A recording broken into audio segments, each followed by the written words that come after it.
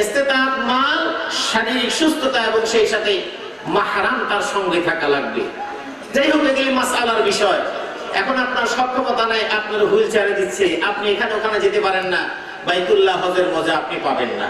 তো যাই হোক, শয়তান অনেক বুঝাইয়া সুঝাইয়া আপনাকে নেয়, আবার কিছু মানুষ চলে গেছে। আরাফাতের ময়দানে আল্লাহ পাক রব্বুল আলামিন যখন লাখো লাখো মানুষকে ক্ষমা করতে থাকেন, হাদিসের মধ্যে আসছে শয়তানকে ওই দিন ওয়ালা আহকারু ওয়ালা আদহারু, এত বেশি লজ্জিত, লাঞ্ছিত, অপদস্থ আর কোনদিন দেখা যায় নাই। আরাফাতের ময়দানে যখন মুমিনদেরকে আল্লাহ লাখো লাখো মুমিনদেরকে যখন রহমত এবং মাগফিরাত করতে থাকেন, শয়তান তখন সবচেয়ে লজ্জিত এবং লাঞ্ছিত হয়ে যায়। জোরে বলেন সুবহানাল্লাহ। আরেকটা দিন শয়তান সবচেয়ে অপদস্থ হয়েছিল, সেই দিনটা হলো বদরের প্রান্তরে। কথা যেহেতু এসে যায়, এগুলি সবই ওয়াজের অংশ, সেজন্য বলে দিচ্ছি কিছু এখান থেকে নিয়ে যাওয়ার জন্য। আল্লাহ নবী সাহাবী সহ বদরের প্রান্তরে রওনা হলেন।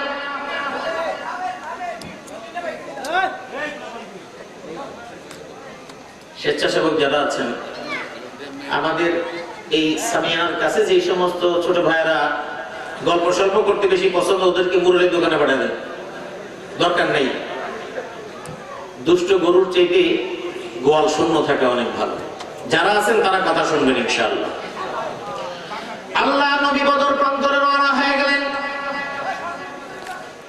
শয়তান কিছু মুনাফিকদেরকে পথচ্ছাড়া করে ফেললো। আল্লাহর নবী মাত্র 313 জন সাহাবী নিয়ে বদর প্রান্তরে উপস্থিত হয়ে গেলেন। শয়তান নির্ঘাত, নিশ্চিত মুসলমানরা পরাজিত হবে, এতে কোনো সন্দেহ নাই। প্রথমবারে শয়তান সফল হয়ে গেছে। কিছু মুসলমান মুনাফিকদেরকে আল্লাহর নবীর দল থেকে পিছনে হটিয়ে নিয়ে যেতে পেরেছেন, এটা হলো শয়তানের প্রথম সাফল্য। আর দ্বিতীয় চূড়ান্ত সাফল্যের অপেক্ষায় শয়তান করছিল 1000 সুরক্ষিত এবং অস্ত্রশস্ত্র সজ্জিত মুশরিক দ্বারা পরাজিত করে দেওয়ার মাধ্যমে। কিন্তু আল্লাহর নবী বদর প্রান্তরে যখন উপস্থিত হলেন, বুখারীর বর্ণনা, ইমাম বুখারী রাহমাতুল্লাহি আলাইহি হাদিসটি উল্লেখ করেছেন, নাযারা নবিয়্যুল্লাহ সাল্লাল্লাহু আলাইহি ওয়াসাল্লাম ইলাল মুশরিকিনা ওয়া হুম আলফুন ওয়া আসহাবুহু 319।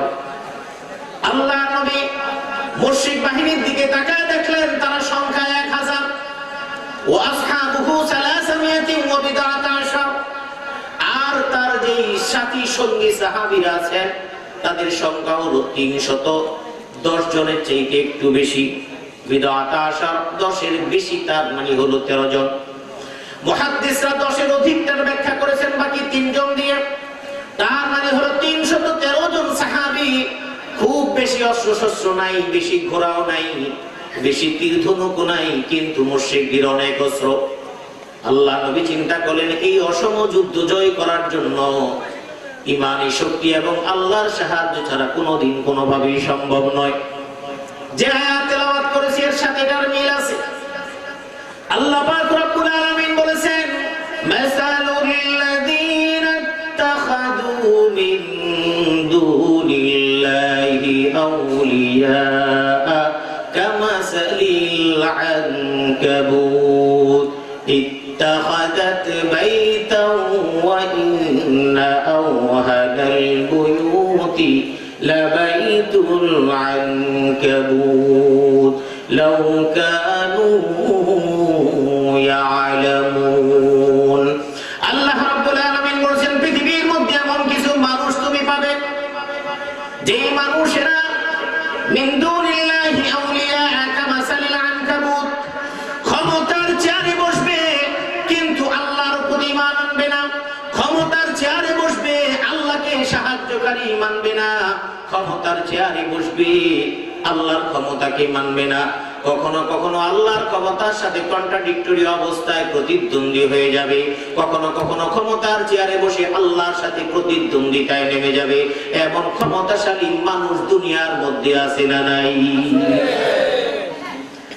এই ক্ষমতার পাওয়ার কোন জায়গায়? একজন ক্ষমতাশীল রাষ্ট্রপ্রধান কিংবা রাষ্ট্রপতি কিংবা যেই বলি না কেন, কিংবা ক্ষমতাশীল দল বলি না কেন, ব্যক্তি বলি না কেন, চেয়ারে বসার পরে তার মধ্যে ক্ষমতার পরে অহংকার সৃষ্টি হয়। অহংকার যখন আসে তখন মনে করি আমার এই চেয়ার, আমার থেকে নড়াবার কেউ নেই। আল্লাহ বলছেন এই চেয়ারটা তোমার ক্ষমতার কেন্দ্রবিন্দু, তোমার কারণটা কি? আমার এই চেয়ার আমার থেকে কেউ নিতে পারবে না এমন কোন সক্ষমতা এই দেশের মানুষের নাই।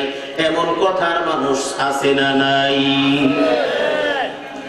কারণ কি এত শক্তি কোথায়? আমার জন্য ওই দেশ আমাকে পাহারা দিবে। আমার চেয়ারটা রক্ষা করবে কে? আমার চেয়ার রক্ষা করবে অমুক দেশের প্রধানমন্ত্রী।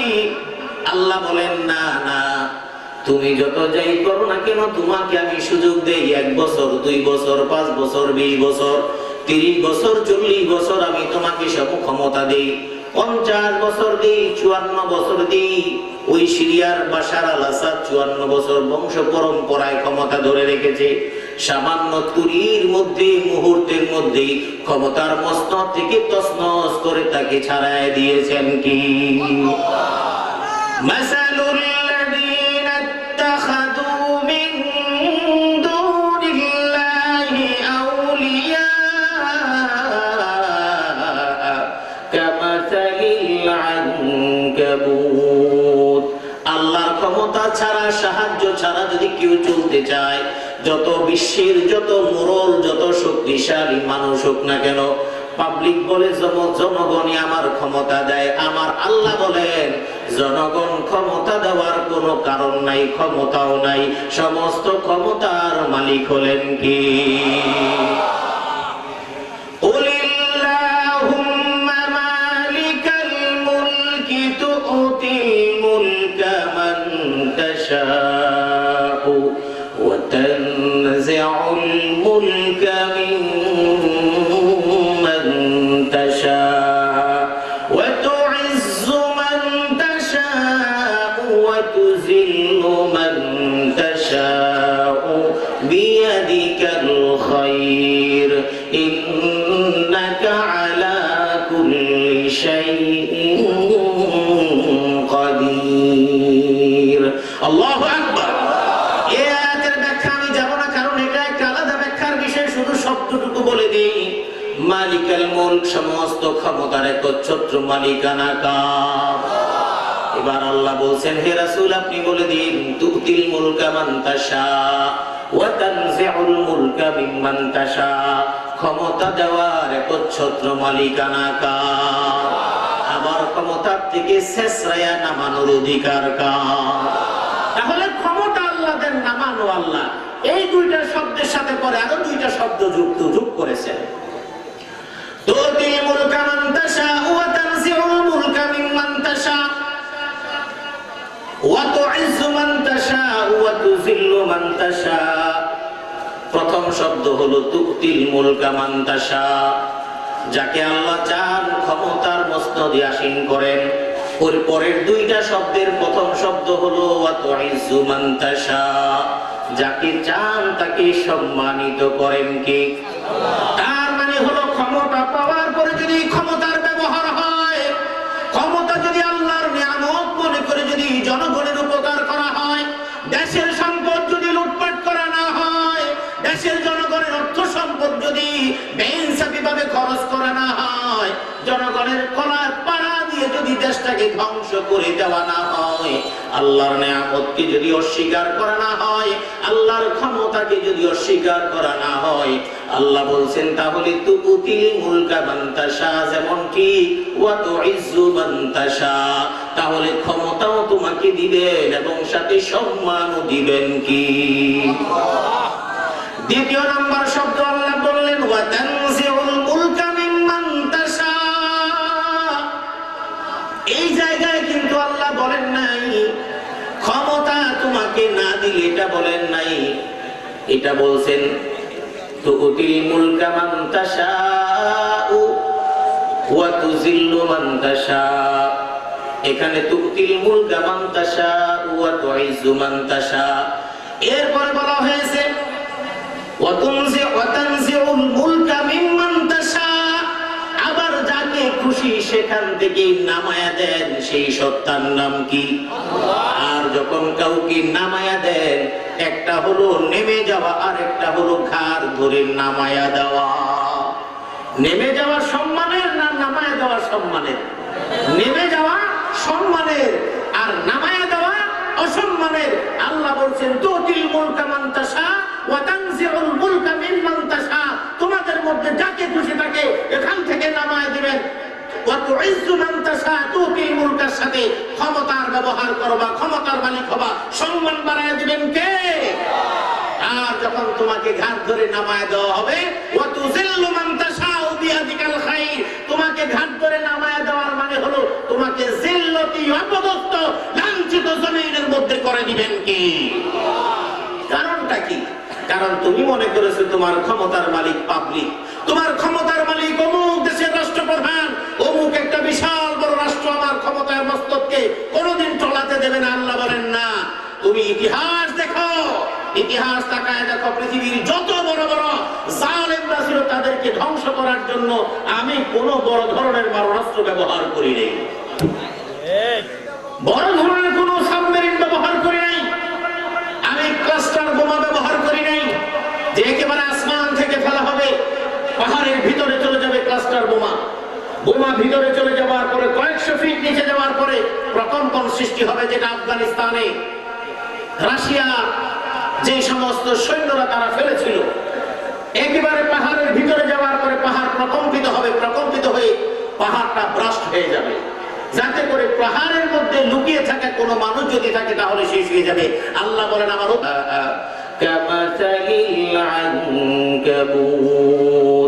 আল্লাহর ক্ষমতা ছাড়া, সাহায্য ছাড়া যদি কেউ চলতে চায়, যত বিশ্বের যত মোড়ল, যত শক্তিশালী মানুষ হোক না কেন, পাবলিক বলে জনগণই আমার ক্ষমতা দেয়, আমার আল্লাহ বলেন জনগণ ক্ষমতা দেওয়ার কোনো কারণ নাই, ক্ষমতাও নাই, সমস্ত ক্ষমতার মালিক হলেন কি? কুলিল্লাহুম্মা মালিকাল মুলকি তু'তিল মুলকা মান তাশাউ ওয়া তানজিউল মুলকা মিম্মান তাশাউ ওয়া তু'ইজ্জু মান তাশাউ ওয়া তুযিল্লু মান তাশাউ বিয়াদিকাল খায়র ইন্নাকা আলা কুল্লি শাইইন কাদির। আল্লাহু আকবার। এই আয়াতের ব্যাখ্যা আমি যাব না, কারণ এটা একটা আলাদা ব্যাখ্যার বিষয়, শুধু শব্দটুকু বলে দেই। মালিকাল মুলক, সমস্ত ক্ষমতার একচ্ছত্র মালিকানা কার? এবার আল্লাহ বলছেন, হে রাসূল আপনি বলে দিন, তুতিল মুলকা মান তাশা ওয়া তানজিউল মুলকা মিম্মান তাশা, ক্ষমতা দেওয়ার একচ্ছত্র মালিকানা কার? আবার ক্ষমতার থেকে শেষরায়া নামানোর অধিকার কার? তাহলে ক্ষমতা আল্লাহ দেন, নামানো আল্লাহ। এই দুইটা শব্দের সাথে পরে আরো দুইটা শব্দ যোগ করেছেন। তুতিল মুলকা মান তাশা ওয়া তানজিউল মুলকা মিম্মান তাশা ওয়া তুইজ্জু মান তাশা ওয়া তুযিল্লু মান তাশা। প্রথম শব্দ হলো তুতিল মুলকা মান তাশা, যাকে আল্লাহ চান ক্ষমতার মসনদে আসীন করেন। ওর পরের দুইটা শব্দের প্রথম শব্দ হলো ওয়া তুইজ্জু মান তাশা, যাকে চান তাকে সম্মানিত করেন কে? তার মানে হলো ক্ষমতা পাওয়ার পরে যদি ক্ষমতার ব্যবহার হয়, ক্ষমতা যদি আল্লাহর নিয়ামত মনে করে যদি জনগণের উপকার করা হয়, দেশের সম্পদ যদি লুটপাট করা না হয়, দেশের জনগণের অর্থ সম্পদ যদি বেইনসাফিভাবে খরচ করা না হয়, জনগণের কলার পাড়া দিয়ে যদি দেশটাকে ধ্বংস করে দেওয়া না হয়, আল্লাহর নিয়ামতকে যদি অস্বীকার করা না হয়, আল্লাহর ক্ষমতাকে যদি অস্বীকার করা না হয়, আল্লাহ বলছেন তাহলে তুতিল মুলকা মান তাশা, যেমন কি ওয়া তুইজ্জু মান তাশা, তাহলে ক্ষমতাও তোমাকে দিবেন এবং সাথে সম্মানও দিবেন কি? দ্বিতীয় নাম্বার শব্দ আল্লাহ বললেন ওয়া তানজিউল মুলকা মিম্মান তাশা। এই জায়গায় কিন্তু আল্লাহ বলেন নাই ক্ষমতা তোমাকে না দিলে, এটা বলেন নাই, এটা বলছেন তুতিল মুলকা মান তাশাউ ওয়া তুযিল্লু মান তাশাউ। এখানে তুতিল মুলকা মান তাশাউ ওয়া তুইজ্জু মান তাশাউ। এরপরে বলা হয়েছে ওয়া তানজিউল মুলকা মিম্মান তাশাউ। আবার যাকে খুশি সেখান থেকে নামায়া দেন, সেই সত্তার নাম কি? আর যখন কাউকে নামায়া দেন, একটা হলো নেমে যাওয়া আর একটা হলো ঘাড় ধরে নামায়া দেওয়া। নেমে যাওয়া সম্মানের না নামায়া দেওয়া সম্মানের? নেমে যাওয়া সম্মানের আর নামায়া দেওয়া অসম্মানের। আল্লাহ বলছেন তুতিল মুলকা মান তাশা ওয়া তানজিউল মুলকা মিম্মান তাশা। তোমাদের মধ্যে যাকে খুশি তাকে এখান থেকে নামায়া দিবেন। ওয়া তুইজ্জু মান তাশা, তুতিল মুলকার সাথে ক্ষমতার ব্যবহার করবা, ক্ষমতার মালিক হবা, সম্মান বাড়ায় দিবেন কে? আর যখন তোমাকে ঘাট ধরে নামায় দেওয়া হবে, ওয়া তুযিল্লু মান তাশাউ বিয়াদিকাল খায়র, তোমাকে ঘাট ধরে নামায় দেওয়ার মানে হলো তোমাকে জিল্লতি অপদস্থ লাঞ্ছিত জমিনের মধ্যে করে দিবেন কি? কারণটা কি? কারণ তুমি মনে করেছো তোমার ক্ষমতার মালিক পাবলিক, তোমার ক্ষমতার মালিক অমুক দেশের রাষ্ট্রপ্রধান, অমুক একটা বিশাল বড় রাষ্ট্র আমার ক্ষমতার মস্তককে কোনোদিন চলাতে দেবে না। আল্লাহ বলেন না, তুমি ইতিহাস দেখো, ইতিহাস তাকায় দেখো, পৃথিবীর যত বড় বড় জালেমরা ছিল তাদেরকে ধ্বংস করার জন্য আমি কোন বড় ধরনের মারণাস্ত্র ব্যবহার করি নাই, বড় ধরনের কোন সাবমেরিন ব্যবহার করি নাই, আমি ক্লাস্টার বোমা ব্যবহার করি নাই যে একেবারে আসমান থেকে ফেলা হবে, পাহাড়ের ভিতরে চলে যাবে ক্লাস্টার বোমা। বোমা ভিতরে চলে যাওয়ার পরে কয়েকশো ফিট নিচে যাওয়ার পরে প্রকম্পন সৃষ্টি হবে, যেটা আফগানিস্তানে রাশিয়া যে সমস্ত সৈন্যরা তারা ফেলেছিল। একেবারে পাহাড়ের ভিতরে যাওয়ার পরে পাহাড় প্রকম্পিত হবে, প্রকম্পিত হয়ে পাহাড়টা ব্রাস্ট হয়ে যাবে, যাতে করে পাহাড়ের মধ্যে লুকিয়ে থাকা কোনো মানুষ যদি থাকে তাহলে শেষ হয়ে যাবে। আল্লাহ বলেন আমার ছোট ছোট জিনিস দিয়ে তাকে আমি অপদস্থ লাঞ্ছিত করে দিই। সুবহানাল্লাহ। দৃষ্টান্ত আমাদের চোখের সামনে আছে না নাই? বুঝতে হবে, সব কথা বলা যাবে না, বুঝতে হবে। নমরুদ বিশাল বড় ক্ষমতার মালিক, তার ক্ষমতার উৎস কোন রব নাই, কারণ সে নিজেই নিজেকে রব বলে ঘোষণা দিয়েছে। তাকে হত্যা করার জন্য, তাকে পাগল বানানোর জন্য অন্য কিছু লাগে নাই। মশা ঢুকায় দেওয়ার পরে তার ব্রেন আউট। কারণ আপনার আমার নাকের মধ্যে ঢুকে গেলে আল্লাহ তো জানেন কোন জায়গায় কোন পয়েন্টে কি দিতে হবে, ওই জায়গায় ঢুকায় দেওয়ার পরে তার সমস্ত কিছু শেষ। এই আয়াতের মধ্যে সব কথা বলা আছে, এটা প্রাসঙ্গিক ক্রমে। আল্লাহ রাব্বুল আলামিন বললেন মিন দুনিল্লাহি আউলিয়া কামাসালিল আনকাবুত, যারা আল্লাহর ক্ষমতার বাইরে অন্য কোন দলের ক্ষমতা, অন্য কোন দেশের ক্ষমতাকে নিজের সবকিছুর মানদণ্ড স্থির করে, তাদের এই পরিকল্পনাটা হলো মাকড়সার মতো। ইত্তাখাযাত বাইতান ওয়া ইন্না আওহানাল বুয়ুতি লাবাইতুল আনকাবুত। মাকড়সা অনেক সুন্দর করে ঘর বানায়, অনেকক্ষণ পর্যন্ত ঘুরে ঘুরে সুন্দর করে মাকড়সা একটা ঘর বানায়, কিন্তু যখন একটা বাতাস আসে মুহূর্তের মধ্যেই মাকড়সার বাসাগুলো চলে যায়, ঠিক কিনা? আল্লাহ রাব্বুল আলামিন বলেছেন পৃথিবীর যত ক্ষমতাশী আছুক না কেন, কোন ক্ষমতা আমার সামনে কুলাবে না। তাহলে কিছুদিন ক্ষমতার বাহাদুরি মানুষ কেমনে দেখায়? আল্লাহ পাক রব্বুল আলামিন বলেন আমি মানুষকে সংশোধিত হয়ে আমার কাছে আসি। আল্লাহ পাক রব্বুল আলামিন এই কথাগুলো কোরআনের অগণিত আয়াতে বলেছেন, আল্লাহ নবী হাদিসের মধ্যে বলেছেন ইন্নাল্লাহা লা ইউমলিউ লিয-যালিমি হাত্তা ইযা আখাযাতুহু লাম ইউফলিতুহু। আল্লাহ নবী বলেছেন জালিম যারা থাকে, ক্ষমতাশীল যারা থাকে, তাদেরকে আল্লাহ পাক রব্বুল আলামিন সুযোগ দেন জুলুম, অত্যাচার, ক্ষমতার অপব্যবহার দেখানোর জন্য মাসের পরে মাস, বছরের পরে বছর।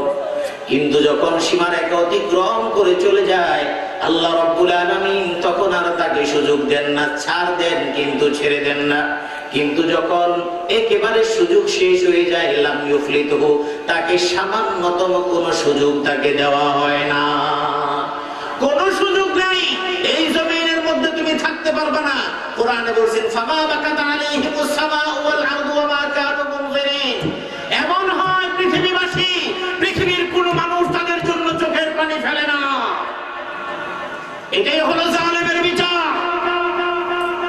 আল্লাহ রাব্বুল আলামিন বলেন ফাকুল্লান আখাযনা বিযামবিহি ফামিনহুম মান আরসালনা আলাইহি হাসিবা ওয়া মিনহুম মান আখাযাতুহু as-সাইআ ওয়া মিনহুম মান খাসাফনা বিহিল আরদ ওয়া মিনহুম মান আগরাকনা ওয়া মা কানা আল্লাহু লিয়াযলিমাহুম ওয়ালাকিন কানু আনফুসাহুম ইয়াযলিমুন। যে আয়াত বললাম এর আগের আয়াতে আল্লাহ পাক রব্বুল আলামিন বলেন দুনিয়ার মানুষ অন্য কাউকে ক্ষমতার মালিক মনে করে। আপনি মনে করেন টাকাই আপনার ক্ষমতা, আপনি মনে করেন আপনার সন্তান কোটি কোটি টাকা কামায় আপনার সমস্ত ক্ষমতা, আপনি মনে করেন কোটি কোটি টাকার মালিক আপনি, আপনার সমস্ত ক্ষমতা। আল্লাহ পাক রব্বুল আলামিন জমিনের মধ্যে অনেক কোটিপতিকে দেখায় দিয়েছেন। এক পুরুষ কোটিপতি, পরবর্তী এক দুই পুরুষ পরে তৃতীয় পুরুষের সময় রাস্তার ভিখারি হয়ে যায়। কোটি কোটি টাকার সম্পদের মালিক আল্লাহ পাক রব্বুল আলামিন বলেছেন টাকার জায়গায় টাকা থাকবে, বাড়ির জায়গায় বাড়ি থাকবে, আত্মীয় স্বজনের জায়গায় আত্মীয় স্বজন থাকবে। পৃথিবীর মধ্যে কখনো কখনো তোমাকে এমন অসহায় অবস্থা আমি ফেলে দিব, তোমার পাশে টাকাও কাজে আসবে না, আত্মীয় স্বজনও কাজে আসবে না, অনেক বড় বড় মন্ত্রী তোমার আত্মীয়তাও কোনো কাজে আসবে না। ওই সময় বুঝবে আমি আল্লাহ ছাড়া তোমার আর কেউ নাই। আপনি মনে করেন অনেক বিত্তশালী মানুষ, শরীর অনেক টাকরা টুকরা, যুবক কিংবা যে কোনো বয়সের হন না কেন চিন্তা নাই, অসুস্থ হলে একেবারে স্কয়ারে চলে যাবেন কিংবা যে কোনো উন্নত হাসপাতালে আপনি চলে যাবেন। বাংলাদেশে না বাংলাদেশের বাইরেও আপনি চলে যেতে পারেন, সব ঠিক আছে। কিন্তু আপনাকে আইসিইউতে নিয়ে যাওয়া হলো, ডাক্তার বলল এখন বিমানে ক্যারি করার মতো কোনো সামর্থ্য নাই, মরে যেতে পারে। এই রোগী নাড়াচাড়া করা যাবে না, ব্যাংক ভর্তি টাকা, ক্ষমতা অনেক কিছু, আত্মীয় স্বজনের অভাব নাই। আল্লাহ বলছেন ইয়াউমা লা ইয়ানফাউ মালুন ওয়ালা বানুন ইল্লা মান আতাল্লাহা বিকলবিন সালিম। আল্লাহ রাব্বুল আলামিন আয়াতটা হাসরের ময়দানের কথা উল্লেখ করেছেন। মুফাসসিররা বলেছেন পরকালে ওই মুহূর্তে যেমন কোনো কিছু উপকারে আসবে না, কোনো কিছুই তার ফায়দা হবে না। কখনো কখনো দুনিয়ার মধ্যে আল্লাহ রাব্বুল আলামিন মানুষদেরকে এমন অবস্থায় ফেলে দেন, টাকা নিয়ে দাঁড়ায় আছে বলে টাকা দিয়ে কোনো লাভ নাই। ডাক্তারকে বলে দিয়েছেন আমার সন্তান যে কোনো মূল্যে আপনি বাঁচান। ডাক্তার বলে পাগল হয়েছেন নাকি, আমি তো রোগ নির্ণয় করতে পারি নাই, আপনার টাকা নিয়ে থাকেন, আমার কিছু করার ক্ষমতা নাই। আল্লাহকে ডাকেন, এমন আছে না নাই? আল্লাহ পাক রব্বুল আলামিন বললেন ক্ষমতা যেটাই হোক, রাষ্ট্রের হোক, জনগণের হোক, নিজের হোক, টাকার হোক, শক্তির হোক কিংবা জনগণের হোক না কেন, যে কোনো ধরনের ক্ষমতার বড়াই করা কোন মানুষ যখন করে আল্লাহ রব্বুল আলামিন ওই ক্ষমতার বড়াইকে কখনো পছন্দ করেন না। ফাকুল্লান আখাযনা বিযামবিহি ফামিনহুম মান আরসালনা আলাইহি হাসিবান ওয়া মিনহুম মান আখাযাতুহু as-সাইহা ওয়া মিনহুম মান খাসাফনা বিহিল আরদ ওয়া মিনহুম মান আগরাকনা ওয়া মা কানা আল্লাহু লিয়াযলিমাহুম ওয়ালাকিন কানু আনফুসাহুম ইয়াযলিমুন। আল্লাহু আকবার। আল্লাহ রাব্বুল আলামিন বলে দিচ্ছেন ফাকুল্লান আখাযনা বিযামবিহি ফামিনহুম মান আরসালনা আলাইহি হাসিবা। পৃথিবীর মধ্যে যত জালিম শাসক হোক না কেন, যত ক্ষমতাধর ব্যক্তি হোক না কেন, রাষ্ট্রপ্রধান হোক না কেন, সচিব হোক, মন্ত্রী হোক, চেয়ারম্যান হোক, মেম্বার হোক, যত জালিম, যত ক্ষমতাধর, যত অহংকারী হোক না কেন, আমি তাদেরকে পাকড়াও করব, তাদের অপরাধ অনুযায়ী। ভালো করে বুঝে নিন, একটা কথাও আমার না। এটা সূরা আনকাবুতের আয়াত, আমি বলছি 39 নম্বর আয়াত তেলাওয়াত করছি। ফাকুল্লান আখাযনা বিযামবিহি ফামিনহুম মান আরসালনা আলাইহি হাসিবা। আমি কারো উপরে একেবারে প্রস্তর পাথর বর্ষণকারী বাতাস আমি তাদেরকে দিয়ে দিই। ওয়া মিনহুম মান আখাযাতুহু as-সাইহা। আমি আবার কাউকে এমন প্রচন্ড বাতাস দিয়ে তাদেরকে আমি পাকড়াও করি, তারা সেই বিষয়গুলো বোঝে না। এই বাতাস দিয়ে কেমনে শেষ করে দেয়? আল্লাহ রাব্বুল আলামিন বলেছেন ফাআরসালনা আলাইহিম তুফানা ওয়াল জারাদ ওয়াল কুম্মালা ওয়াদ দাফাদিআ ওয়াদ দামা আয়াতিন মুফাসসালাত। আল্লাহ রাব্বুল আলামিন বিভিন্ন নবীর উম্মতদের কথা বলছেন। এক এক নবীর উম্মতদেরকে এক এক অপরাধের কারণে আল্লাহ ধ্বংস করে দিয়েছেন। ওই অপরাধগুলোর কারণে কারো প্রতি 7 দিন 7 রাত পর্যন্ত প্রচন্ড বাতাস দিয়েছেন, ঝড় দিয়েছেন। ওই ঝড়ের কারণে ওই জাতিকে আল্লাহ পাক রব্বুল আলামিন দুনিয়া থেকে নাস্তানাবুদ করে দিয়েছেন। সুবহানাল্লাহ। এরপরে আল্লাহ পাক রব্বুল আলামিন বলছেন ওয়ামিনহুম মান খাসাফনা বিহিল আরদ। আমি কোন কোন জাতিকে অহংকারের কারণে, জুলুমের কারণে জমিনের মধ্যে ধসায় দিয়েছি। এই আয়াতের দ্বারা মুফাসসির যেই ঘটনার দিকে ইঙ্গিত করেছেন হযরত লূত আলাইহিস সালাম। লূত আলাইহিস সালাম ইব্রাহিম আলাইহিস সালামের সমসাময়িক একজন নবী এবং তারা সম্পর্কে তারা চাচা এবং ভাতিজা হতেন। ইব্রাহিম আলাইহিস সালাম মেহমানদারি করার জন্য খুব অভ্যস্ত একজন মানুষ ছিলেন। লূত আলাইহিস সালামের কাছে ওই জাতি ছিল সমকামিতায় লিপ্ত একটা জাতি, নোংরা একটা জাতি। লূত আলাইহিস সালাম ওই জাতিকে বললেন, তোমরা এমন অপকর্ম তোমরা করো না, আল্লাহর আযাবের ভয় করো বলে তুমি তো প্রতিদিন আযাবের কথা বলো।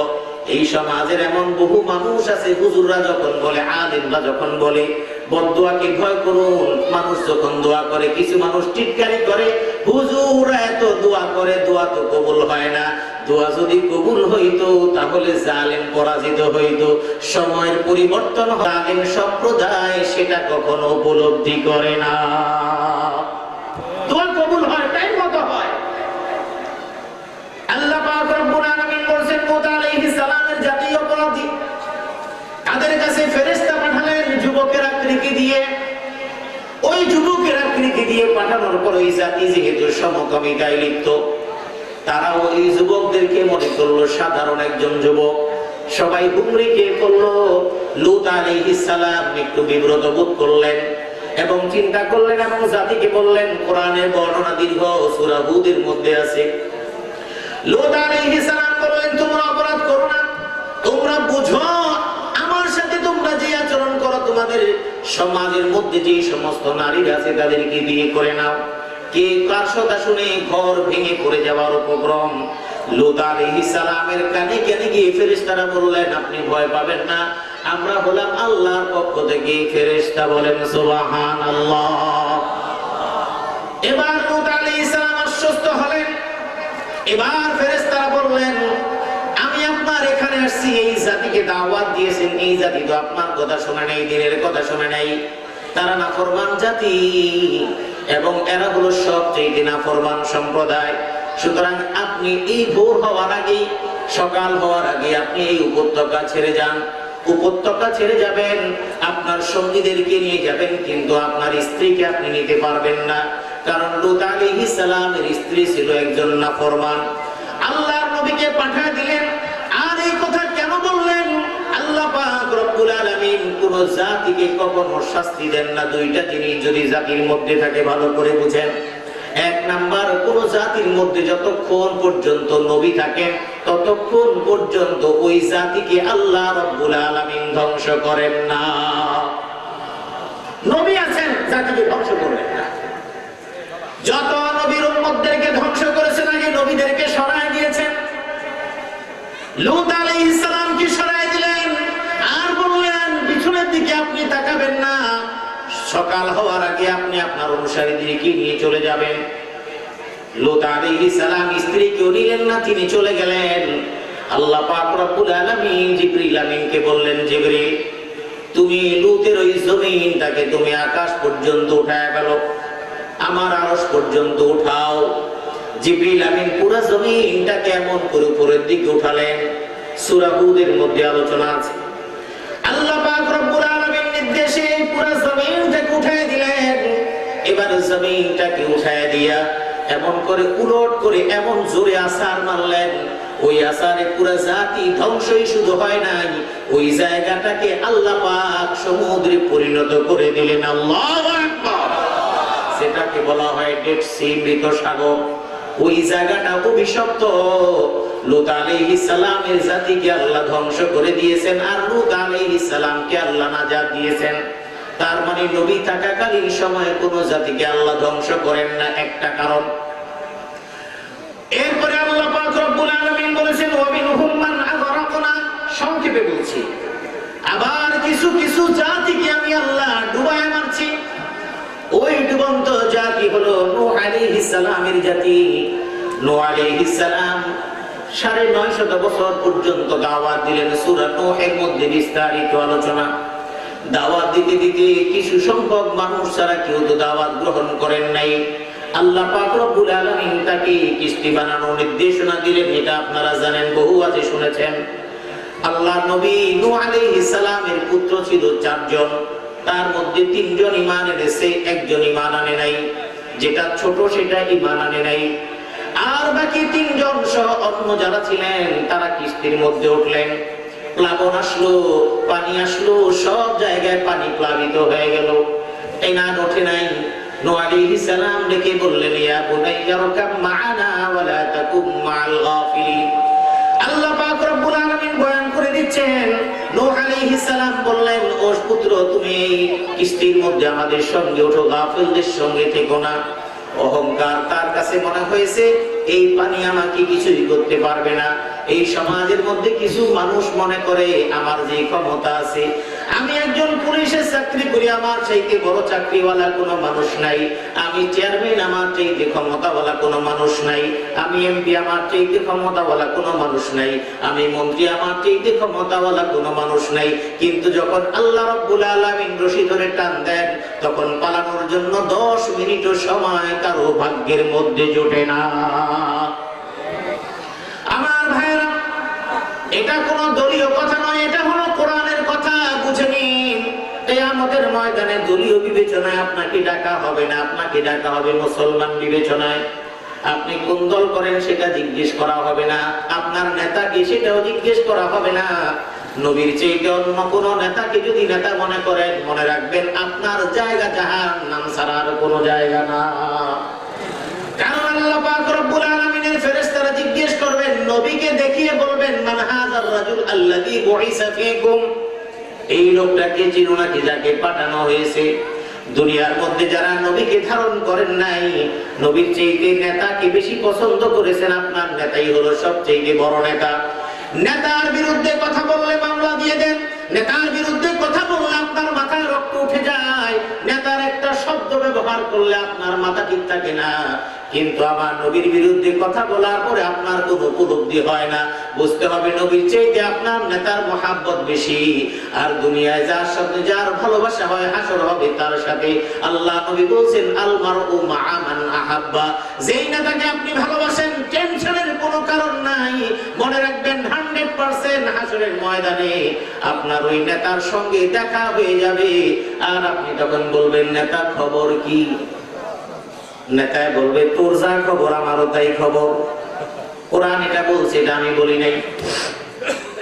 আল্লাহ রাব্বুল আলামিন বলে দিলেন ওয়াতা'যু লিল্লাহি জামিআন ফাকালাত দুআফাউ লিল্লাযীনা ইসতাকবারু ইন্না কুন্না লাকুম তাবআন ফাহাল আনতুম মুগনুন ফাহাল أنتم مغنون عنا من عذاب الله من شيء قالوا لو هدانا الله لهديناكم سواء علينا أجزعنا أم صبرنا ما لنا من محيص।